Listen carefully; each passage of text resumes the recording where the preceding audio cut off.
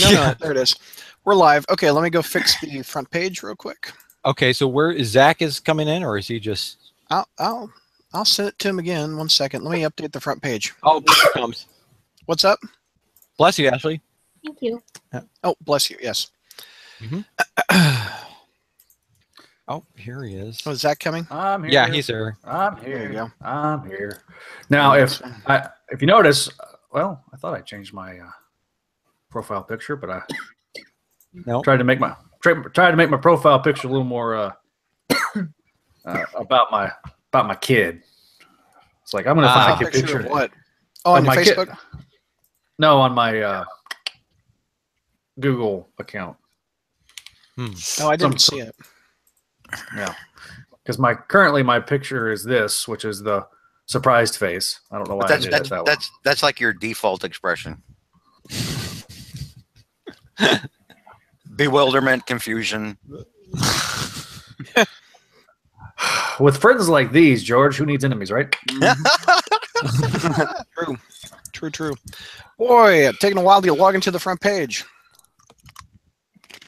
Let's see. Oh, they do know where to look. Did anybody get any snacks? I stopped the dew and I filled up with water, a Spider-Man cup, and pretzels. Anybody want some pretzels? No, I should. I'll be right back. I should have gone and got my stir fry. Your stir fry? You should have gone and got some stir fry. Yeah, that sounds awesome. No, I mean, make my own stir fry and get it, or what? No, I cook. Oh, okay. Yeah. So, but go get some real quick. It'll take me just a minute. It's a skill that people have, Brad. I had some earlier, so it's just sitting there out there, so it should be good. But it's getting bacteria on it. Is that what you're saying? No, it's just sitting out there on a warming on a hot plate, on my stovetop. I made a hamburger helper last week. So, well, it was awesome. I haven't had that in years, man. I love hamburger helper. Yeah. Okay, I'm here. What are you eating now, Zach? Goldfish. Again. Goldfish again. Yeah. Oh my gosh, the widget. Okay, there I'm in. Let's see here. Delete, paste.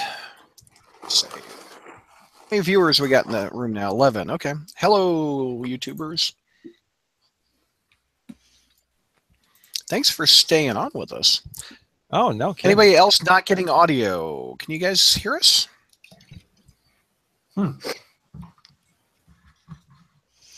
Someone said bless you earlier, so I'm assuming somebody. Yeah, I think so too. That would be me. I think they can hear us. Yeah, Werewolf, JR got tired. He had to call it. Okay. So who's going to get his questions? We'll all answer for JR. Actually, the one that should answer for JR is Barry. Okay, yeah, they can hear us. Okay, yeah. Okay, let's see. I've got my questions up on my screen. Let me minimize the screen here. I really need to get 2 monitors. Who's rocking a 2-monitor system? Anybody? I used to for work. I used to for work too. I have 2 monitors at work also, and it's really a nice thing. It's nice to shove some stuff over here, shove stuff over here. Now I'm just minimizing windows is what I'm doing. Now, if you there is a way. You have an iPad, don't you, Brad? Mm-hmm. iPad Mini.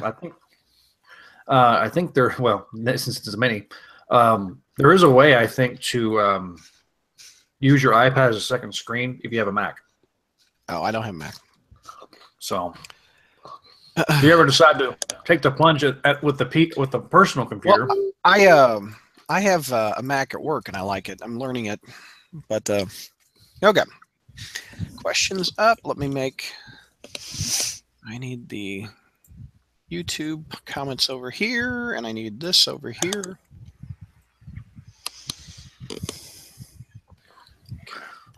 Round 3. Fight. We ended up getting most of the viewers back last time, so yeah. We lost like around 10 or so. I think we peaked at 40 on the first one, and the second one we were like at around 30 or so. Also, the review show is the most popular, I think. Yeah. So, okay, everybody ready? Coming down in 3, 2. Hey, Crawlspacers, time to answer your dozens of message board questions that you posted on our board. But by the way, we haven't had any new iTunes reviews since I think like April. Mhm. So if you haven't gone on to YouTube, if you haven't gone on to iTunes, write us a review. We'll read it on the air. We always like to see those and hear what you guys think. When was the last time you checked the international stuff? I haven't checked the international stuff in a long time, or months. So maybe we have international reviews, but the United States listeners, we haven't had a iTunes review since April. Oh, we got that YouTube comment. Mm-hmm. What YouTube? Oh yeah, that's right. We did badass action white meat. What happened? That is that sexy white meat girl. What refresh me? What was that? Really? You're the one that posted it in our Facebook page, Brad. So this rando dude decides to sit there and he sees a female on YouTube talking about Spider-Man, and he's like, "Oh, hey, he's like, how you doing, dude?" Yes, Ashley is engaged, so please, gentlemen. Yes.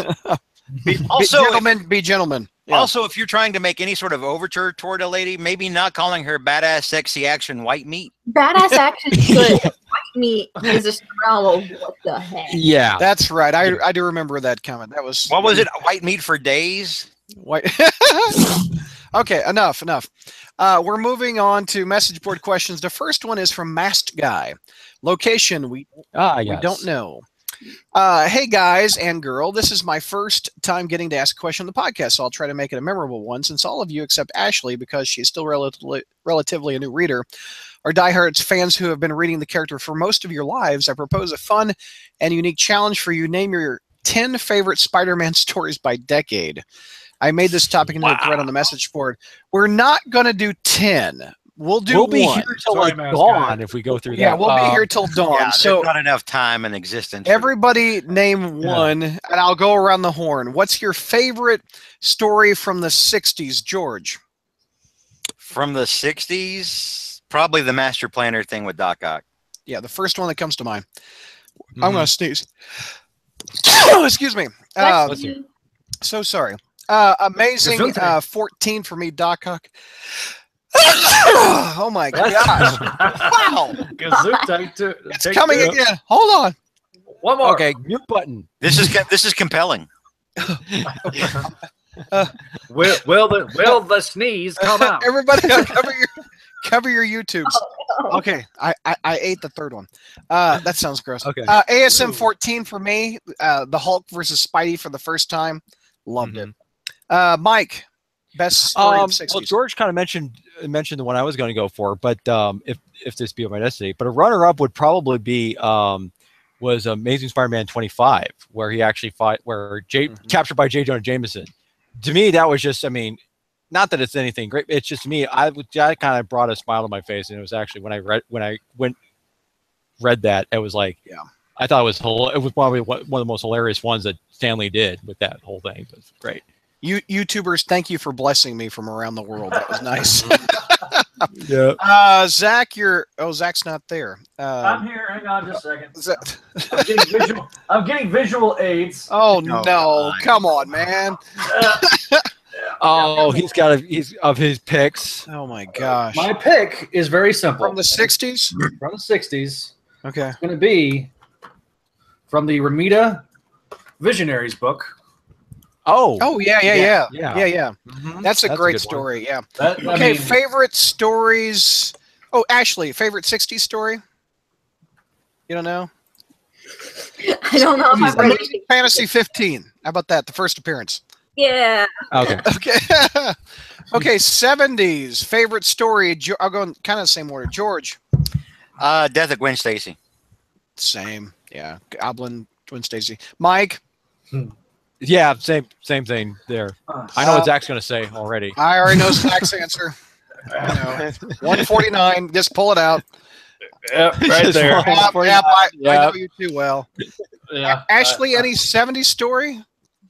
Black Cat 80s or 70s? She was 70s. That's 80s. No, I think she was 79. Was it? 79, yeah. Yeah, because it was Wolfman. Yeah. It was Wolfman. Yeah. So Ashley, Does that Well, work? we're or- We'll go with that. That sounds like a winner. Okay. All right. 80s. Go around the horn, George. Collectively, the Hobgoblin Ooh, saga. Yeah. Easily Mike? the coolest thing. Nothing stops the Juggernaut. Yes. Mhm. Yes. Zach. Best fight scene of all time. There. Spider-Man, Amazing Spider-Man 252. Yep. Amazing 248 backup, the kid who collected Spider-Man. Yeah, I that's a good still one, too. think of that story, and it was just a short story. I don't know if it's better than the Hobgoblin, but and Craven's Last Hunt. How can we forget that? Oh man. Oh, How yeah. can we forget Craven's Last Hunt or Firelord, as Michael Reed said? Oh, so much good. Ashley, is there an 80s story that you like? That you've I read? like the Black Cat and the Foreigner, them teaming up Oh against yeah, Spider-Man. Spec. Yeah, that was good. There's some cheese in there. Okay, 90s, George. There's gotta be that web fight that we had on Fight Club. You liked that was 90s. Yeah, that was a fun issue, but I mean, it's not like I've been listening like game changing things, like defining things. For the 90s, it was all bullshit and crap. There's nothing for me to pick out of the 90s. Mike, Sorry, 90s. I've got something in my Okay. I've got a tie between two. One is and they're both Def related actually. One is the Gift, which is Amazing Spider-Man 400. Which is how the Death of Aunt May, which sadly they undid.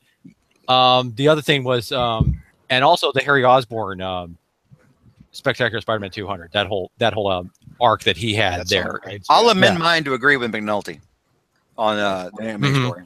Yeah. Zach. Yeah. Now, I'm going to not do Clone Saga because that's what everybody expects me to do, and I already did it for the 70s. But I really loved Hobgoblin Lives. The Hobgoblin Lives. Oh yeah. Miniseries. That may have been one of the best miniseries of the entire decade for me. I keep thinking that was in like the early 2000s, but that's like late 90s. Yeah, 97. Ron Friends on artwork, Roger Stern on the writing. Writing the script, it was just incredibly well done, and I like Goblins at the Gate, despite the fact that we got the letdown of whoever the fifth Green Goblin was. All right, Ashley, favorite book of the 90s. I'm going to cheat a little bit, which I think I'm entitled to since I'm actually started reading 2000s and on. Yeah. The Amazing Adventures of Spider-Man, The Ride. Oh, The Ride. Oh, that's cool.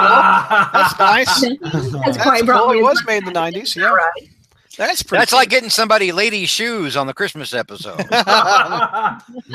I'll do something someone hasn't said, which is the introduction of Mayday Parker in the 90s.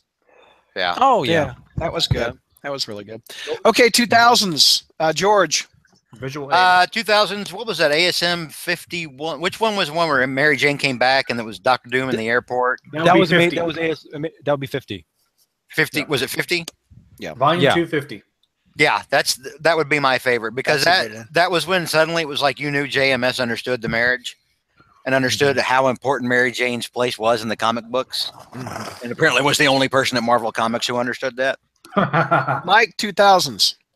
To Heaven to Hold, which was a sensational Spider-Man annual written by Matt Fraction, which is probably even though it was taking place through the whole Civil War thing, but it had that great, the whole with the mixtape involving Peter and Mary Jane. I thought it was cute. It was a very, cute little love story thing. Yeah. Zach, 2000s.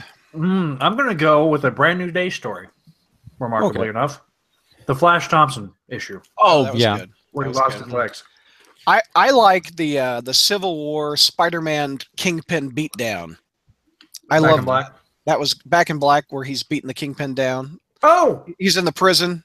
That was great. Allow me to amend mine because there is one issue that I would be remiss not to mention. Friendly Neighborhood 23. Yep. Where's this Zach particular issue? Zach helped inspire, right? Yep. This very show. The Crawlspace helped that issue get made. Ashley, 2000s favorite book. I would say the Peter Parker Spectacular Spider-Man Back in Black, where it shows how Felicia's trying to help out Peter during that whole. I see a recurring theme with you, Ashley. You mean sensational? It was sensational. It was sensational. Okay, yeah. Yeah. Hornacek says that F in Spider-Man. Yep, I love that. That was a great last issue of the book, last panel of the book.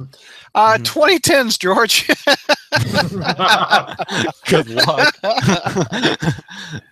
No, he's got not one story stood out that you were like, oh yeah, they nailed it. Not anything that's like a game-changing, defining thing. Everything from really everything from like 2007 on has been complete crap.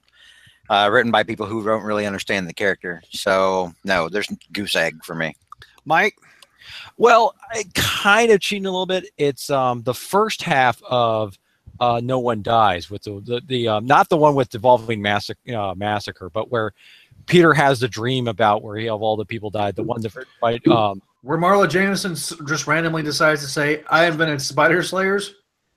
Yeah, something like that. No, but the one where it starts off, it's like silent panel, and it's more like to do with the Marcos Martinez artwork than anything. Yeah. Lord President has a cheat. I like it on the YouTube chat. Spider-Man Shattered Dimensions, the video game. That's a cheat. I like that. That was a good video game. Yeah, but who wrote that? Slot. Yeah. By default, I'm not going to go. Well, it doesn't show. Renew your vows. Renew your vows. Good.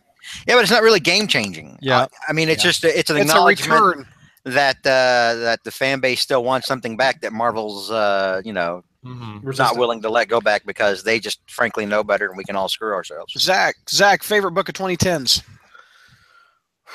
2010s. Mike, what was yours again? What was Mike's real quick? Mine was the first half of No One Dies, not the because it was actually a two-parter, but it was actually the first part of it. Zach, I'm gonna say I'm trying to think back. I really did enjoy the Fantastic Four series that Mike Ringo did. That had the Impossible Man. It was one of the very rare good miniseries from that era. 2010s? Mm-hmm. I thought he'd passed away by then. No. Was there another one? Was there another one? There was also the Rhino ones too. Oh, okay. I'll tell you mine. Yeah, 2010s. The Torch song issue where Peter is kind of reflecting upon Johnny's death. And if we're going outside of Amazing Spider-Man, there was the FF issue, the Future Foundation issue that had, I think it was like 18, where it was basically Johnny and Peter centric. That was a fun one. Where they become roommates. Oh, Lord President, Spec Spidey was in this decade, I think. Oh, not 2010s though. Yeah. No, it was Spec Spidey cartoon was 2008, 2009. Okay. Yeah. Ashley, favorite 2010 book? Spider-Man Noir. Okay. Oh, there you go. That's a good one. 2010. Brad. I don't want to say superior. I mean, because of the ending. Yeah, that ending was crap. Yeah. What about you got the Rage of the Rhino or Endangered Species? Was that in 2010? Yeah, but didn't do it for me. Okay. Not Shed. It was right before Not Shed. No. Not Shed. You know I just had it. Yeah. I liked Bendis's Death of Spider-Man, where he's looking at Miles. Okay. I mean, I like that. But that's kind of a game changer too. I mean, Bagley came back and teamed up with Bendis. I like that. Mm-hmm. And the Miles interacting with Aunt May and stuff like that. I did like that. Yeah. Okay, we went around the horn and answered that huge first question. We did it in all of 40 minutes. I don't know how much ever that was. So imagine if we had gone 10 each. Come on. Each, yeah. Now we should reply on the message board to that thread, but now he's in our chat. Yeah. The guy's in our YouTube chat. Oh, he is? He is? Yeah. Oh, awesome. Hi, Mask Guy. What's up, Mask Guy? Cheese Dick, North Hollywood, California. Assume the recent rumors are true and Slott is winding down his run on Amazing. What author would you most like to see take over the title, whether a current Marvel or any other working comics writer? Peter David's going to need work after Ben Reilly's canceled. Yeah. Pretty much. I would like to see Tom DeFalco get one last crack, because I've reread a lot of his second 90s run when he came on after the Clone Saga ended with Amazing. He was still on. It was on Amazing during the Clone Saga, but like post Clone Saga, and it was okay, but it really was. It was kind of just there. The other books were a lot better books. Spectacular was a better book. I liked Sensational. I know George hated that Stegron story, but I actually liked that Stegron story that they did in the Savage Land. I liked the crime, gritty J.R. Jr. Howard Mackie run on that particular book. I'd like to see Tom come in and do another crack at Spider-Man. Maybe even Ron Friends drawing it, because those two are like a symbiotic relationship at this point. I would like a writer we've never heard of. Yeah. Who has some independent work that I've never heard of, that's acclaimed, that we like, and knows how to tell a story with a beginning, middle, and an end, and has characters that move naturally within the story and makes us root for the hero and not the villain. I think it needs to be somebody that understands Spider. I'd like to see Jeff Johns personally. Right. I would like a person like Jeff Johns, who's a huge fan, that has as much history of the character that we do. Someone who's not going to turn it into his own fan fiction. Mm-hmm. Mm-hmm. You know, someone who actually gets the character and understands the universe and how stuff should be rather than how they want it to be. Yeah. Yeah, I agree. I agree with Brad. I'd like to see some new take, but if we're going with previous or established writers, I mean, you can't go wrong with Peter David. Whoever it is. Well, I like to get. I'm sorry, Mike. Go ahead. I was going to say, like, similar to Brad's point, I would like to see like a writer on there who hasn't done Spider-Man before, like, or somebody who has actually has some experience in the comic book writing in the comic book writing genre and stuff. And I'm trying to struggle, like, who would that? Trying to think in that mind, like, who would that would be? Like, if you try to have somebody who is right now is like. Like, try to think of somebody who worked for like a DC or Image or something. They come over too, and they work on Amazing. Scott Snyder, Lord President. Yeah, Scott Snyder would be interesting. Lord President said Tom King would be interesting since he's killing it on Batman right now. I like his Batman. I think it's solid. I think Tom King is actually was good on Vision. He's really good on Mr. Miracle. If you picked up the issue number 1 of that.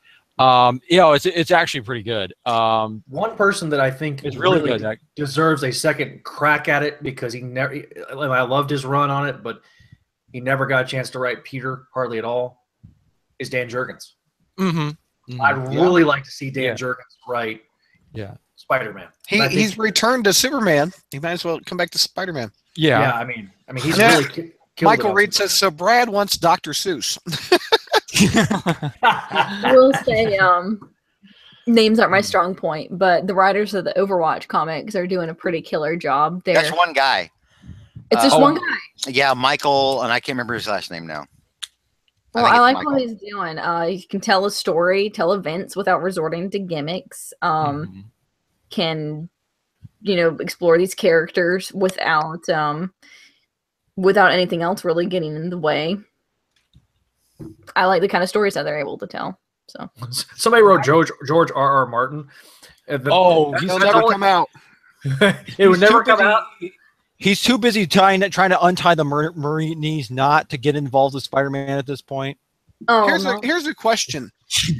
I think the last time a writer came on that really hasn't proven himself and got it when he was a young kid was Jerry Conway. Yeah. Do you think Amazing is a book that you have to earn within Marvel, or do you think a person can just come out and just hop in there? Yeah, I think so, because at any kind of A-list titles these days, you're going to have somebody with some pedigree on it. Somebody who's actually you got to have a name, sell it. Yeah. Yeah, somebody who has actually done some, and usually nowadays it seems like you have to have some independent work that can actually get some kind of a notice, and then they got to be able to sell the book. Yeah, George, you were shaking your head. You think? What were you saying? No, it should be earned. Yeah, I agree. Mm-hmm. Yeah, you should have to have some sort. It should definitely be earned. You should have a body of work you can point to. You can't just get an internship on false pretenses and then land the title. Oh no! It's funny because it's true. Yeah. Anybody in the YouTube chat have any aloe vera left from Ashley's burn session we've got going on?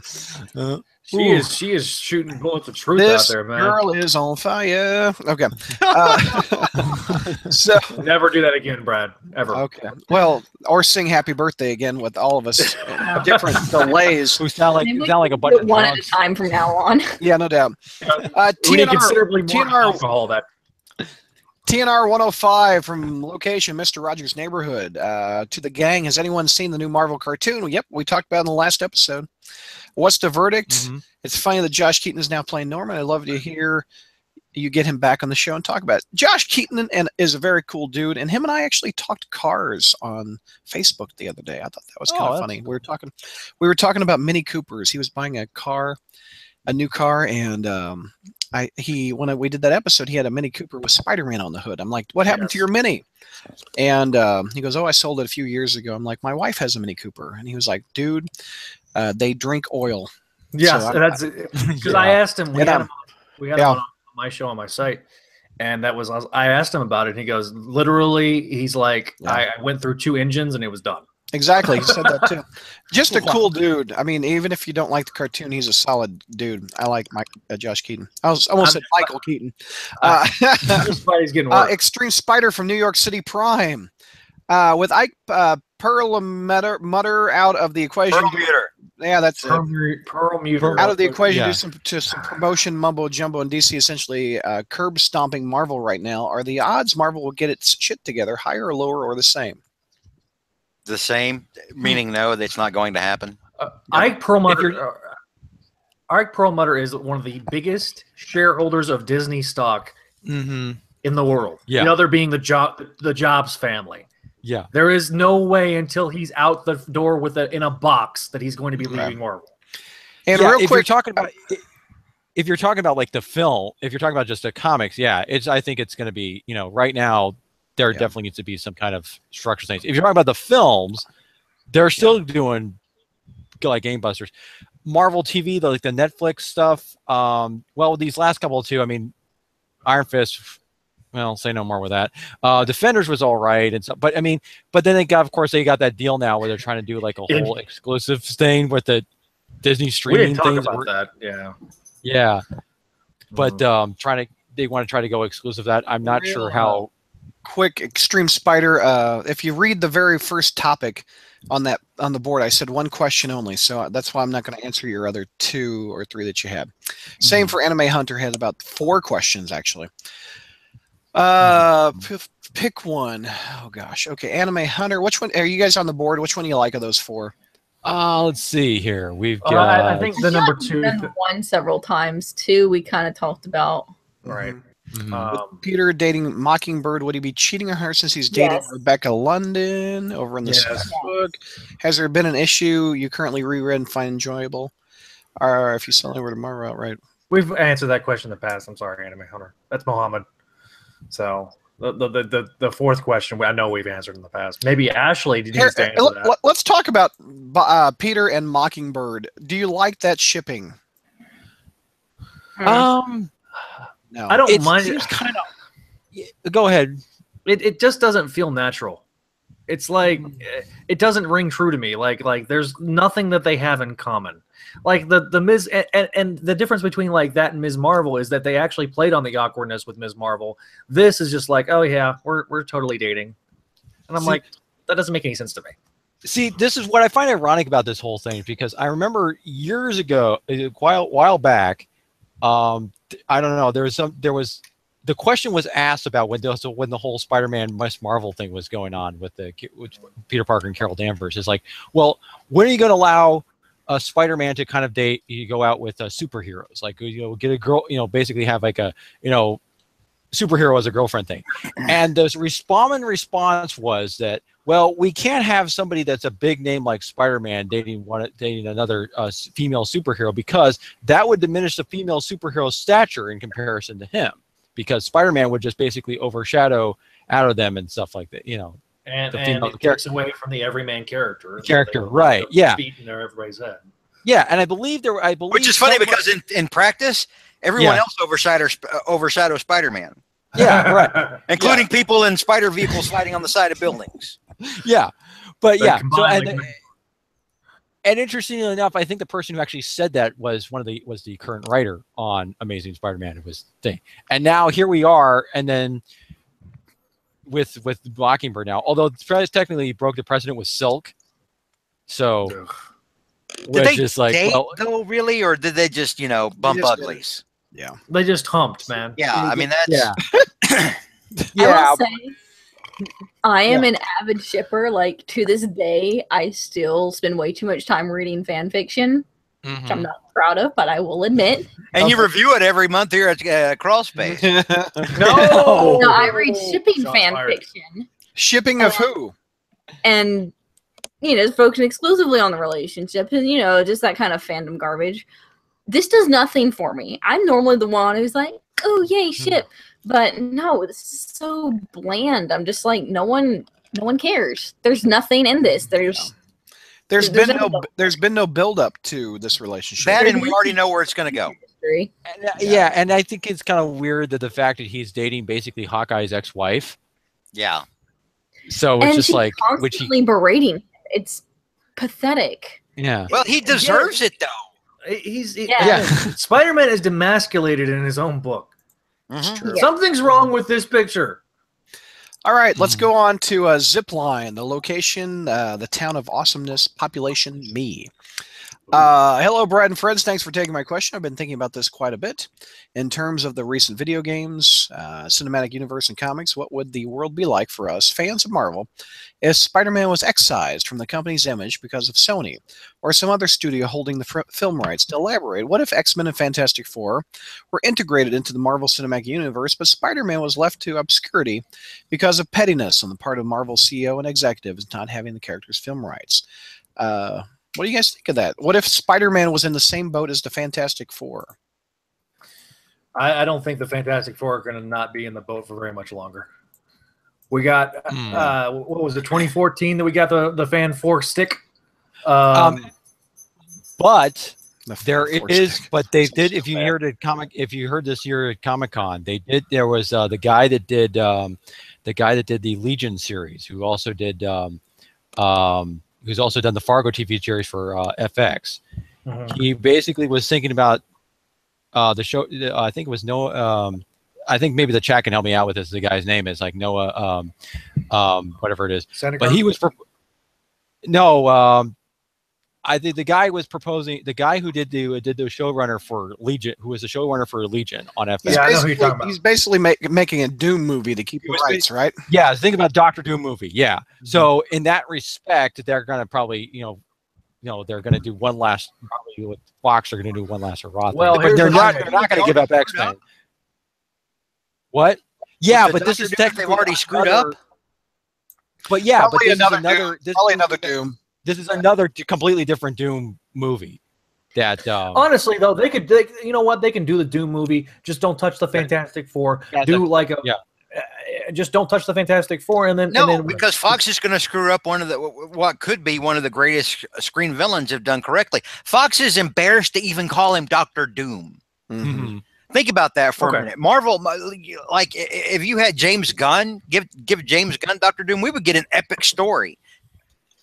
But Fox is like, no, he's only called Dr. Doom in blogs online with all of the hacker people. It's ridiculous. No, I don't disagree with that, George. I'm just saying, look, if we can get Reed and Sue and Ben Grimm in there, I mean, we got to wait 7 years because that's the time frame. God bless. I mean. That's why I was like, we're at 2014, we're 2017 right now, so we still got 4 more years before the rights expire. I just don't. I think it's too toxic. Even Dr. Doom to me is too toxic. We're focusing on Fantastic Four, and the question was about Spider-Man. What if Spider-Man was not part of the cinematic universe? Okay, and in the comics.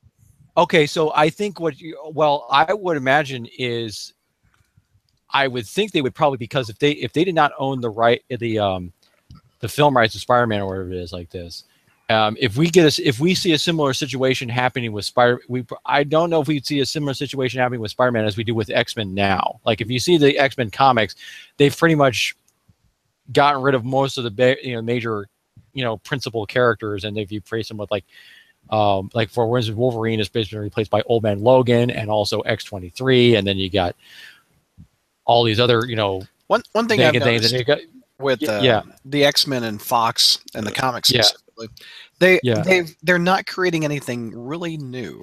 No, because like X-23 is like a 10-year-old character at this point. Right, because they can't because if you can't create a new character within the comics, then the Fox automatically has that license. So I would imagine the same thing would kind of happen in terms of Spider-Man. So he would just be stagnant and always a man-child like he is now. Well, you could have a situation where since we've had all these other different Spider-Men and women that popped up, those were probably the ones that were going to be promoted more so than Peter. So for a sec, I apologize. There was a new X-Men character named Gold Balls that was introduced. Gold Balls. Yeah. Okay. The next one is T-Gon 5679. Location nowhere. Didn't fill that out. To JR. Since JR is not on the line, we will answer this for JR.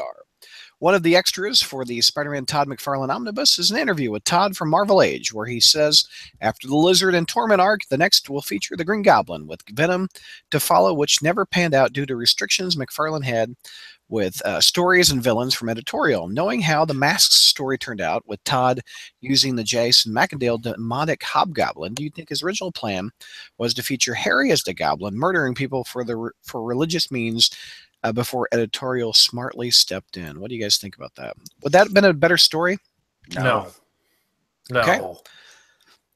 I haven't read it since the 90s, but I kind of like that. McFarlane art is I love McFarlane art, so it just it helps me. I like when he does his little art deals on Facebook. Those are always fun. Mm-hmm. But again, he can draw superheroes all day. He can't draw people. His writing has always been lacking, in my opinion. Well, the other thing is too, I mean, if you look at his McFarlane Spider-Man run, I mean, it's almost like that was it's almost a precursor for him going into Spawn, because that whole Hobgoblin thing, it almost sounds a little bit too almost too something like that was like a story idea he may have had for Spawn. It was a backdoor pilot for Spawn. Yeah. I mean, that's kind of what it kind of felt like that whole thing. And then it just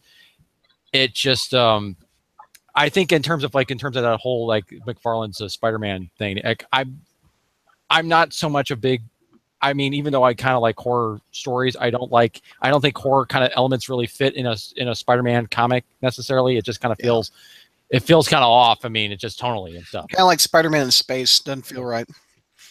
Yeah. Chi-Town Spider-Man, or Chi-Town Spidey. Hello all, I'm a noob on the message boards, but love you guys and gal on the podcast, and I think you speak high volumes of passion when it comes to Spider-Man, all things related to him. So thank you, Chi-Town. Question is for everyone. If Marvel Cinematic Universe was pulling a prank, as they said they were, was Zendaya's character, Michelle, being referenced as MJ, but not Mary Jane Watson, and they were actually going to cast the character, what would you think of Francesca Eastwood playing the part? She looks like Mary Jane to me. She does have the acting talents and red hair. She's a pretty looking girl. She's also several years older than Tom Holland. How old is she? Yeah. She's like 24, 25, I think. Oh, that wouldn't work. She does look a little too old for Tom Holland, though. Mm-hmm. Yeah, well, maybe not on that right picture, but well, the right picture is is several years old, probably. Comic panel. No. Yeah, I'm talking about his signature picture down here. He's got the one. The one with the Bagley MJ. Yeah. Mm-hmm. Yeah. She looks a lot younger. Yeah. Yeah, that's probably than it is. Mm-hmm. So anyway, a good-looking gal. I don't know of her acting chops. I don't know if she can convey the Mary Jane, but she definitely has the look. If Tom Holland was a little older. Will Nolte, Scottsdale, Arizona. Do you put any stock into the recent leak that stated that Disney is upset with Marvel and that they are now forcing Slott off of Amazing, putting him on the newly created Friendly Neighborhood Spider-Man to keep him happy and replacing him on Amazing with Nick Spencer. I think Ashley should answer that. Okay, Ashley, go. We just haven't heard from her in a minute, so that's fine. What do you think, Ashley? Do you think the Spencer is coming to Amazing? I don't think Ashley can hear us. Ashley. Ashley. Ashley. Ashley. She can't hear us. Okay, so I'll answer the question for her since okay. Here's the thing. That leak, I think, has been proven to be discredited. Yeah. I don't. Again, this goes back to something I said earlier. I don't think Disney's upset with Marvel. The only thing that I kind of put some stock in is there was some discussion on Twitter by that Slott would be non-exclusive, I think, as of next year, and that I think he does have that a Superman story. I think he's always wanted to tell. So let's, I think if they want to prevent him from going DC and renew his exclusive contract, they will probably do something to try to placate him with Spider-Man. Who knows? But I don't believe some parts of that leak, especially when people come forward and saying, "Oh, hey, apparently I'm writing Daredevil as a 600." That's news to me. Mm-hmm. That kind of throws your entire leak into question. So, well, see, even if the whole thing was true about Nick Spencer coming on, it depends on what Nick Spencer we get. We're not going to get Superior Foes Nick Spencer. Yeah, I know. Yeah, because right now I think, I think right now with Spencer in terms of I mean, despite what what Marvel's been saying about Secret Empire, basically it's like, oh, this story will be remembered in 20 years and stuff. I think right now that Spencer his presence has become so toxic to quite a few people in terms of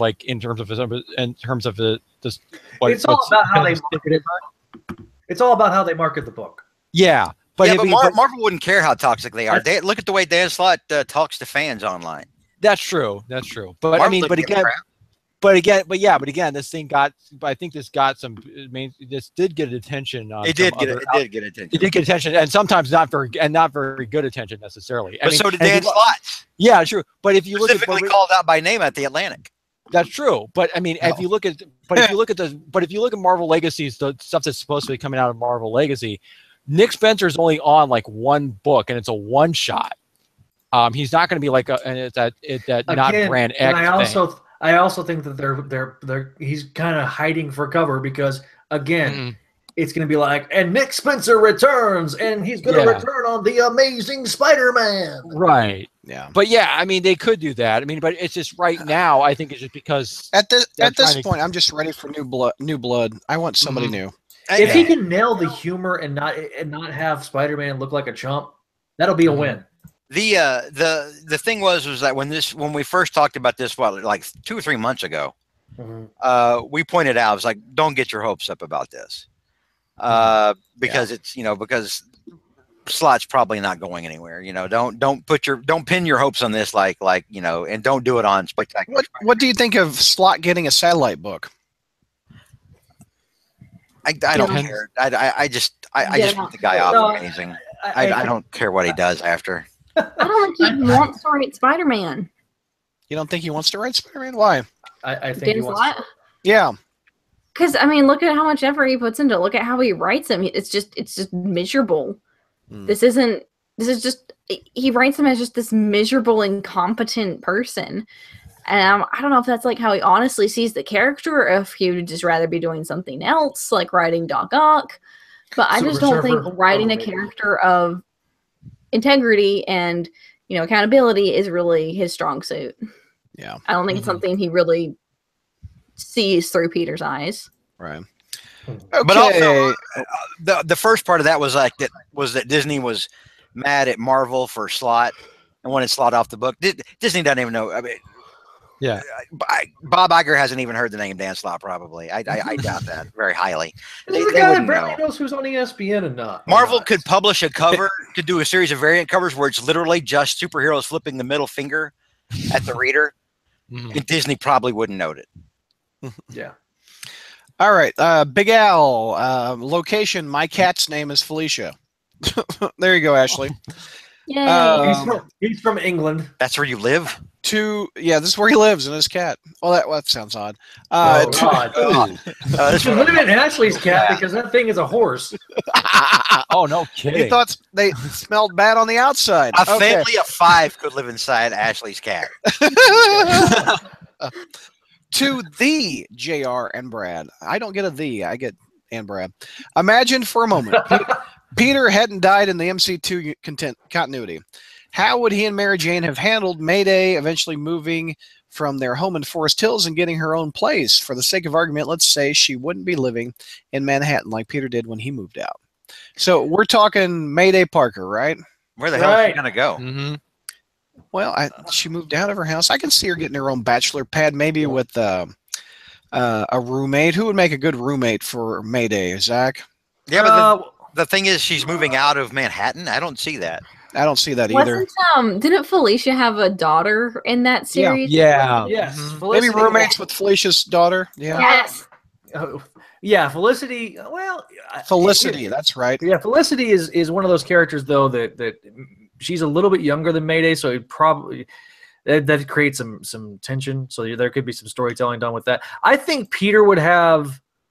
At first he would have a hard time with it, and then Mary Jane would probably be the one that really had a hard time with it.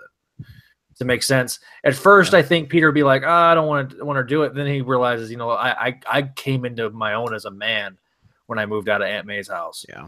So, Hornacek, I'm glad you in the YouTube chat. I'm glad you liked my Empire Strikes Back reference. There you go.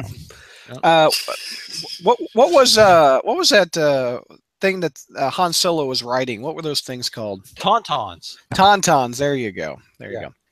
Okay. We've got Javi. What's up, Javi?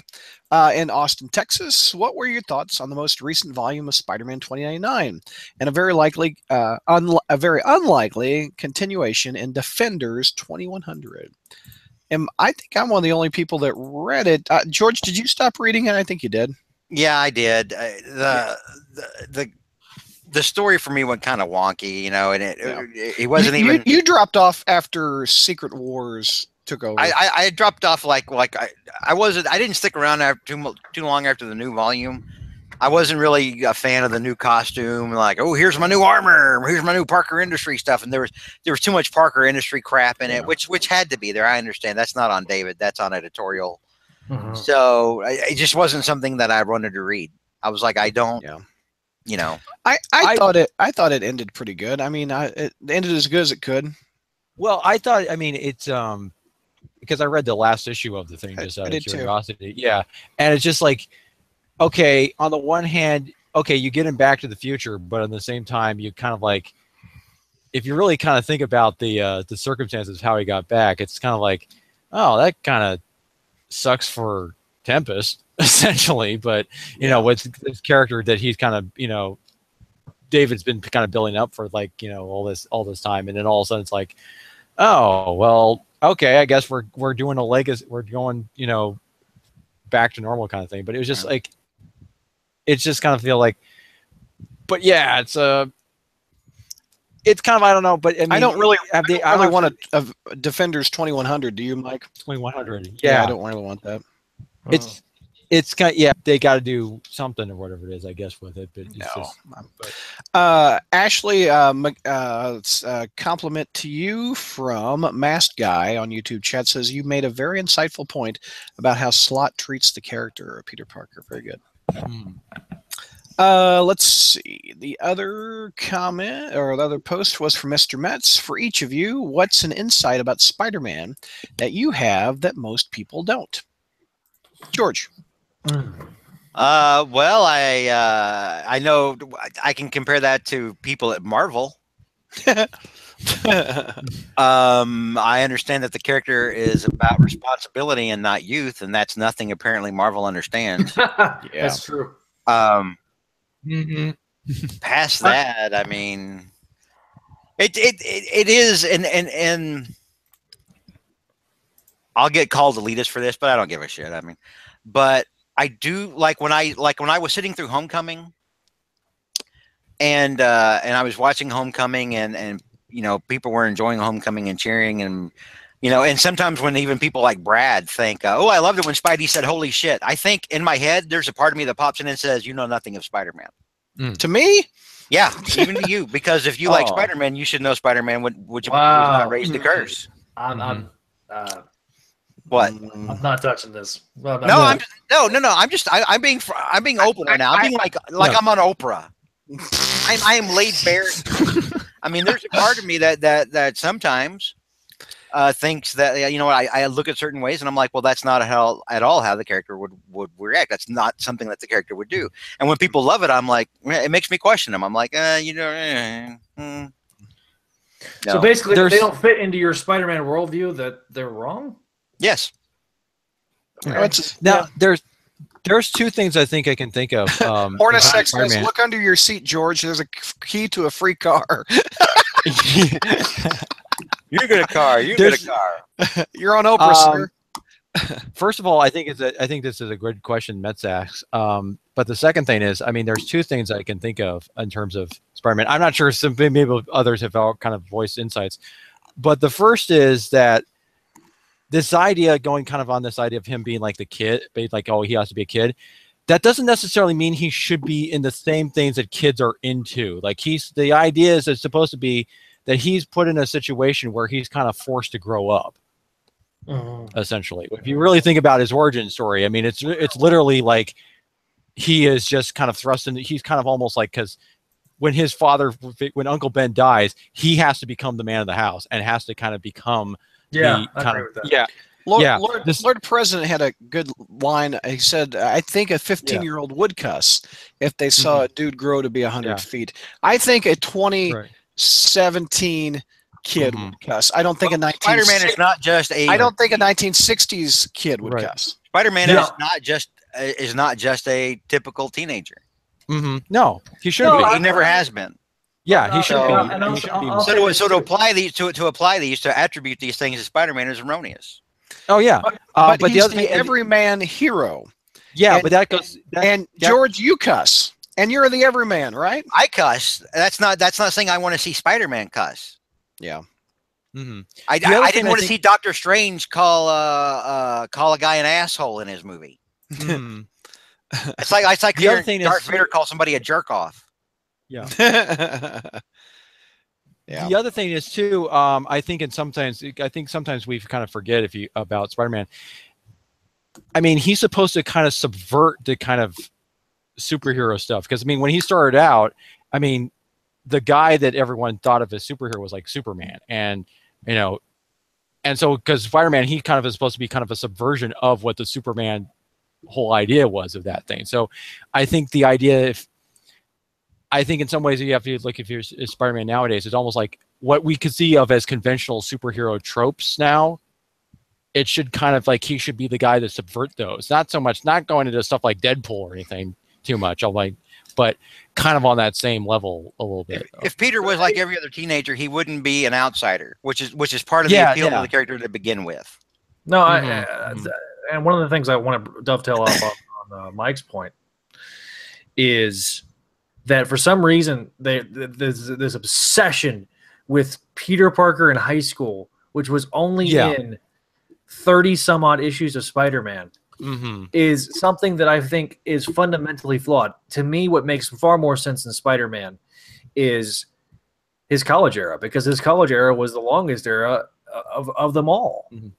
Sure. And the fact is like they try to make the college era into high school when that really wasn't the case, and I don't understand. Well, it's because they want Spider-Man to be 15 so that they can appeal to like that age group. And I'm like, dude, 15-year-olds are already into adult characters. Right. They love the Hulk. They love Iron Man, God help us all. They love Captain America. You know, and think about how more meaningful Spider-Man would be if he, for instance, if you want, like, for instance, in these cartoons and other things, like if he's a 15-year-old, right? But he's put into situations where he cannot act as like his peers, that he has to be kind of put into more adult scenarios and stuff, because it's not Spider-Boy, it's Spider-Man. Right. it's kind of it's symbolic a little bit in the sense that he actually, that's the whole idea, that he's supposed to be somebody who is actually taking on the persona of adulthood, essentially. If you want to leave him in that right. teenage mold. And McNulty and Brad, yeah, the three of us are old enough to have watched Amazing Spider-Friends when it was on TV. We loved Spider-Man. We were wild about Spider-Man. Did we need Spider-Man to be 12 or 10 years old like we were? College student. Yeah, he was college student in Amazing Friends. You know what I mean? He was a college student in the 90s, George. Exactly. On the 90s show, he was a college student. Yeah. And Brad, I'm not saying, from what I said earlier, I'm not saying I don't think you know anything about Spider-Man. That's not what I was trying to say. I know. Okay. That's fine. I mean, like I said, everybody has their own opinion. I think 2017 kid, it would cuss, and we disagree. We respectfully disagree. You think that the child raised by Ben Parker and May Parker, who doesn't fit in with other kids to begin with, would cuss? The 60s version of May Parker and Ben Parker? I would say no. He does not. The Marissa Tomei. The Marissa Tomei that swears already and throws out the F word? Yeah. He's picking that up from home. Well, that goes back to the idea that maybe Joe Pesci was Uncle Ben. That's not Spider-Man. Not. On a bit of a different note, what I would consider my insight is something I've kind of seen as interpreted as one of the defining qualities of Spider-Man is his guilt.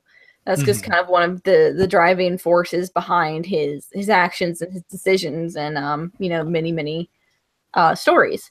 But the way I see it, I feel like it's just so exaggerated, especially when he's an adult, that he just it's just constant inner monologue, blaming himself, self-deprecating, and it works as a for a teenage character, because you have that teenage angst and that kind of still that limited worldview where you can't quite see the broader scope yet, and how it's not always about you. But as in just seeing that same behavior in an adult Spider-Man just makes him seem like emotionally crippled, almost just like he can't move past this. And, that's all well and good to have a character like that, but we've never really had any stories that address that. And so it just seems like a huge oversight in the character. And it's just one of the things that's preventing him from being written as an adult. Yeah. Well, and it's beyond that. It's like some of the things like the death of Gwen. He came to a peace with it in the original Clone Saga. That's what ultimately made him believe that he was the original Spider-Man, because he had a love for Mary Jane that was deeper than what was previously before the cloning. So the character has grown, and one of the things to me that I've noticed, especially when you go back and read it from a linear point up until really Amazing 441. Well, the end of the original ending of Volume 1, there was a constant growth with Peter Parker. If there's two, like if you could describe Peter Parker in 3 words, it'd be responsibility, it would be guilt, and I think it would be growth, because he grew as a person throughout most of that run. We don't have any growth, and that's one of the things. Is emotionally, and this is going back to what Ashley's saying, the growth of the character has been stunted, and it started really in 2007 really in 99. It started in 99. Yeah. We started to see some growth with the JMS run, and then it's like after the JMS run, it's like nope, no more growth. We have to emotionally. Well, a lot of that I think about that's why you see that. I think part of the stunning of the growth thing is that's because that's when I don't think it's any coincidence. That's around the same time Marvel decided to try to market Spider-Man more. Essentially, it's like they figured, okay, there's a certain template of Spider-Man that we've got to mold to, and so that's what the one you're seeing in most of these other media outlets. And they have to honestly, it was the key breaking point, and George will probably agree with me on this. It was the establishment of the Ultimate Universe with the Ultimate Spider-Man. Well, it was part of it. Yeah. All right, Symbiobro, Canada's West. Symbiobro. Symbiobro. Every time. He's usually on the YouTube. Is he tonight? Canada's West Coast. Question for all of you: with Marvel's legacy kicking off soon, I can't help but feel like they're just going to ape the success of DC's Rebirth without actually understanding what makes that work. DC used Rebirth as an apology to fix a lot of mistakes they made with the New 52, and based on the sales, it seems to be working very well, and fans have reacted very positively to it. Hell, I even started buying some of my first DC books, even with Red Hood and the Outlaws. Why is Marvel so unwilling to admit that they made mistakes? Is it their ego, their pride? It's so frustrating to see most of the comics I love being dragged down the drain. Almost all of their books are selling pretty bad, and when you get books in the top 10, it's usually just Star Wars books. What do you guys think about Marvel's stubbornness? DC had to pivot because every other part of DC outside of television was getting such bad PR that they needed to do something different. Yeah. The movies were getting destroyed by the critics and fans in the box office, unlike Marvel. Marvel's the box office darling. The television side of things, people generally like the television shows. Marvel, not so much. It's the fact that they needed something to reinvigorate themselves on the publishing side because it was partially self-preservation. And also, having everybody at DC Entertainment under one roof in the West Coast, I think, made a difference. Yeah, because there's a clear line from the building blocks of Rebirth to that move. Right. And don't be surprised if we don't see in the next 3 years or so Marvel make a similar move and get everybody over into LA. That'd be sad to have Marvel leave New York. It would be very sad. Yeah. But I think that they don't treat New York as a character anymore. It's no longer the world outside. It's the world according to them. Garp. Yeah. Which is funny because they still apply how a New Yorker mentality, how they see things to everything outside of New York. Yes. They apply left coast, East Coast biases to everything outside of New York. Yes. Okay, Wolf Cipher from location causes stains. Ugh. Stay away. He does say stay away though. So. To everyone on the panel, each of you guys and gal, think of one writer, artist, or editor from Marvel who you would love to do an interview with. No restrictions. What would be your one question you would love to ask that person if you had the chance? We'll go around the horn. Ashley, is there someone would love to interview? Not necessarily from Marvel, but if it's Spider-Man related, I would say Trisha Helfer, who's the voice of Black Cat in Spectacular Spider-Man. That'd be fun. And I would ask her whatever question just to keep her talking. She stood me up. Yeah, she did. She stood me up for an interview. I'm still upset. George, your answer. I don't know. I've already interviewed Stan Lee. I've already listened to you interview Sal. John Romita? Yeah, maybe Romita Sr. I need. I'm still bitter with you about that, Brad. But anyway, what? You're mad about me? What? About the Romita thing. What? Not being able to get him yet? Yeah, well, because you had 10 minutes with them, and you're like, nope, I want an hour. No, I didn't. He didn't agree to do an interview at the point. Right. But I'll take 10 minutes of Mr. Romita's time. That'd be great. But I would say this. My answer is this. Dan Jurgens. I'd like to ask him about what his expectations were when he came on to Sensational. It was such a short run, and he was such a big name, especially at that time, that I'd love to get his side of that story, because I feel like that we got some of it with The Life of Riley, but I'd like to know more about what his decisions were going into all of that. And why he left and stuff like that. Yeah. Mike, who would be your dream interview? Oh, I'm going to be a little bit ambitious. Steve Ditko. Oh, you thief. You thief. Well, we all my answer. Because I mean, I'm sure I'll get a new one. I'll get a new Brad. I'm sure you agree with me, Brad, that there is so much probably intentional mystery on his part in terms of, like, you know, about why he, I mean, for instance, like why, you know, like his thought process in terms of like what was the conflict between him and Stan? I know A is A, but the idea is like, okay, was there something? What was his envision for, like, what did he envision for Spider-Man? Why did he leave? Like, was it he wanted to try new things? What was it? Was it just something that was it just something he felt like that he wanted to just grow out of and everything? What was his? Because we only get Stan Lee's side of the things about in terms of what sort of thing. But it would be really interesting to see if somehow we could get Ditko's version of the sayings of like what here's go ahead. My opinion on that is that I really don't think Ditko gives a shit. Yeah, I really don't think that he cares. I think it's like I think that in his mind that he's like, why are we still talking about characters I worked on for 45 years ago? I don't think he really cares about whatever impact he made. Too old for comics suggests John Byrne. I'd start off talking about Spidey and then get him to start talking shit about everybody. So tell me more about Ayn Rand. John Byrne would be an interesting. What were you thinking with Chapter 1? Why are you trying to redo the classics? That'd be fun. He does go on his Byrne Robotics board, and I remember one time reading something like he complained one time complained about Brian Michael Bendis. He's basically like Byrne was essentially said, well, I did the same thing that Bendis did, and I got derided. And Bendis does what I did. Bendis did, kind of his version of Chapter 1. He gets all the praise on Ultimate Spider-Man. So he was here's a couple of my answers. One, if I can't get Ditko because Mike stole the exclusive, on your website, you stole it from me.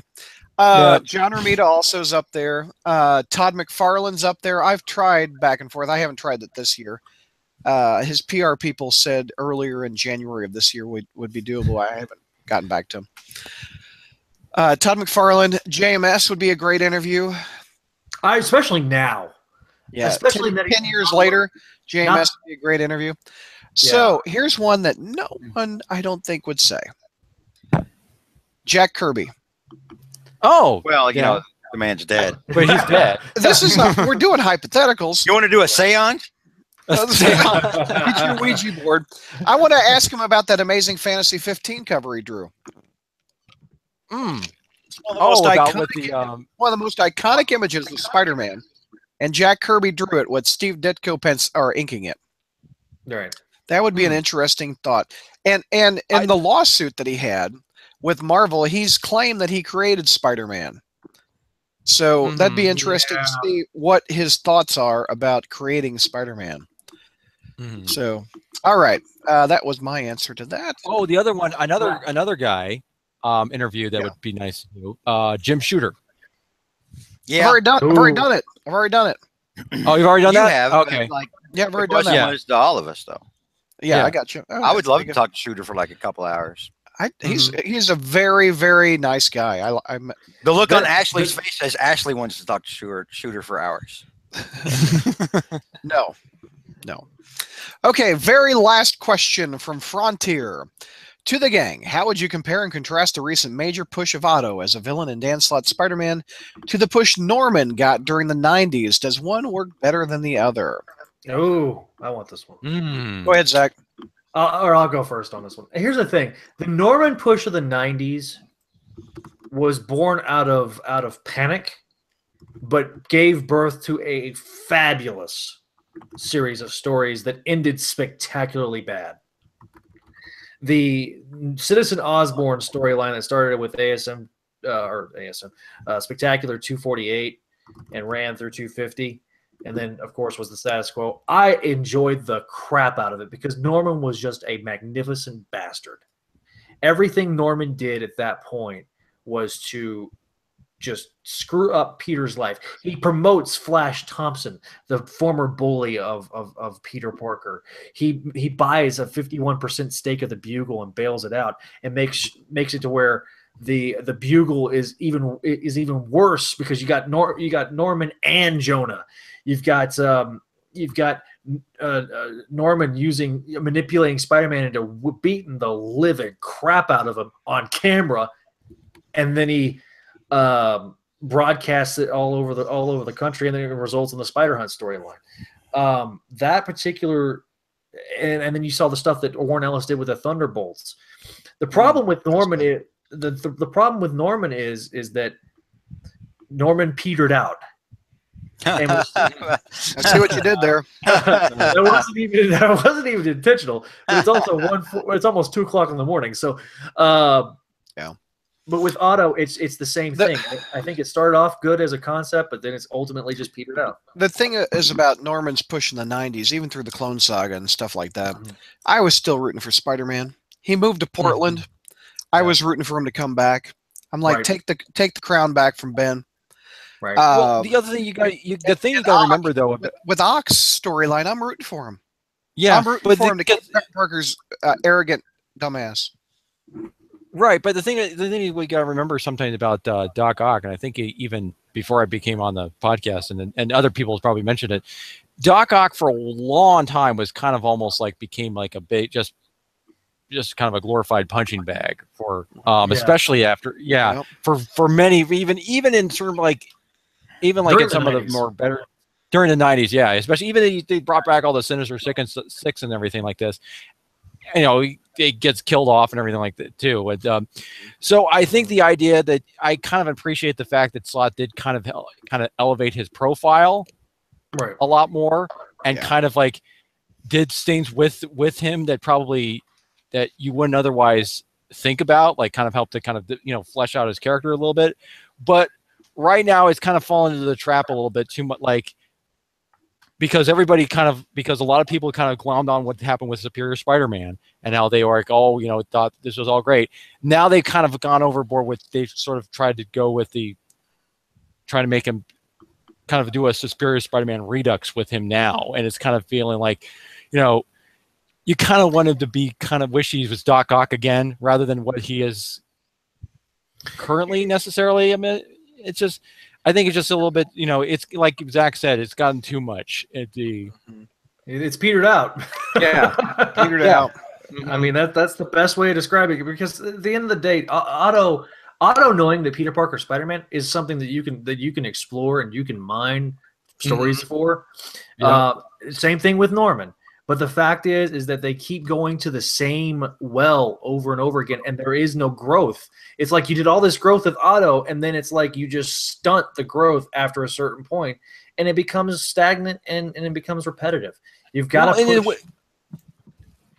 You've got to either push him towards villainy, a complete villainy, or have him take him off the board for a little bit, let it breathe, and then bring it back in a big dynamic way. Well, in a way, in a weird way too, is like with Norman Osborn right now, since he's still interesting that he no longer knows Peter is Spider-Man, and I think that's kind of definitely diminished his stature in terms of like but severely. And then now Doc Ock is kind of almost like, I think the object is, it feels like they were like maybe Slott was trying to switch places with them, but in doing so, I don't think it's kind of like but trying to maintain the same relationships. It's kind of a weird thing. The difference between Norman of the 90s and Norman of today is the Norman of the 90s, when he came back, it was intensely personal because of the death of Harry. Yeah. Taking away the death of Harry and taking away the knowledge of Spider-Man, you've essentially neutered Norman to the point where it's not even Norman Osborn anymore. Your alliteration is nice. Neutered Norman. Yeah. New minis coming from Marvel. Yeah. JR will not pick that up. All right. Any other thoughts on that question before we wrap up it? All right. Go around the horn for final thoughts. Zach. It is way too late for me to even think about final thoughts. Good night, everybody. Hold on. Don't run yet. Mike, final thoughts. Well, thanks for having me on again. Also, thanks for all the people following us on YouTube. And, I'm going to read some YouTube final thoughts in just a second. Yeah. Ashley, final thoughts. On an unrelated note, but just anyone, in Florida right now and dealing with Irma, just be safe. Our thoughts and prayers are with you, and we wish you the best, just in the safety of yourself and any loved ones in the area. So no doubt. And in Texas too. Yeah, I don't think we mentioned it at the bottom or the top of the show, but Texas and Florida are both going to be damaged for a long time. You know, George and I were both fortunate enough. George said this in the chat, but we didn't say it out loud. George and I were both fortunate enough not to be affected. George lives in Dallas. I live in the Panhandle of Texas, which is the big square boxy end on the top of Texas. My daughter, however, did live in Houston, but she was one of the lucky ones that didn't get any flooding. So, that's good. But other than that, you know, just look for charitable organizations that will be able to give 100% of the donations, and just do your research before you give. That's all I say. George, final thoughts. Not much. I agree with Zach and what he said about Florida. I just saw earlier where the track had shifted, and they're thinking now it's going to go west towards Tampa and maybe miss Miami and some of the other places. Right. But it's like, if it shifted once, it could shift again. We don't know where it's going. If you're in Florida, just, you know, best of luck to you. You know. Yeah. Our buddy Josh had to stay because of work issues. So, Josh, when you're listening to this in the playback, hopefully we're thinking of you, and hopefully you guys stay safe. All right, we're going to read some YouTube final thoughts. Let's see. Joey, good night all. Thank you. Lord President, hey, Joiner, go Giants. Oh! Joey also says, amazing show. I'll just say hope for the best, but expect the worst. Too old for comics. I think you're the only person who has said yes to that, Zach. Oh, Too Old for Comics was asking me if I read 101 Ways to End the Clone Saga. Oh, I read it. I have the actual issue itself, and I have it in the Clone Saga trades. Werewolf, I always like the message board segments. My final thought, I'm currently reading Venom, and it's an okay book since issue 150. And what's sad is I really want Eddie's book to stay in his own corner. Venom is a good book. Venom was, to me, I kind of read the last one. It's kind of like I kind of equated it to like a Reb Brown film directed by Roger Corman with better production values, but in a good way. Yeah, it's kind of one of those things, like it's a B movie. It's like a B movie plot was the whole thing, which was entertaining. I liked it. I liked it too. Masked Guy, great show, guys. Thanks for answering my questions. I know it was long, but I appreciate you giving it your best shot. Thank you, Masked Guy. No Ditko news this month. Sorry, well, my answer, Mike stole my Ditko news. Yeah, I was doing the live Ditko. Somebody actually pointed out like we should try to do a live Ditko news or something like that. We should help us with Ditko news. Hornacek, this was a great show. Long live the video podcasts. I think they will live for a while. I enjoy doing it this way. Yeah. Too old for comics. You should spread out the live videos over the week. I'm freaking exhausted. You're exhausted. We've been bringing the funny for 4 hours. We have day jobs. We can't do this during the week. I can't stay up till 2 a.m. on a Monday night. I mean, hell no. We've been bringing the funny and lethal amounts of truth. Yeah, but I think apparently has been uncomfortable for some people. Wow. All right, that is a wrap, gang. Thank you all. Until next time. Yep. Good night, YouTube land.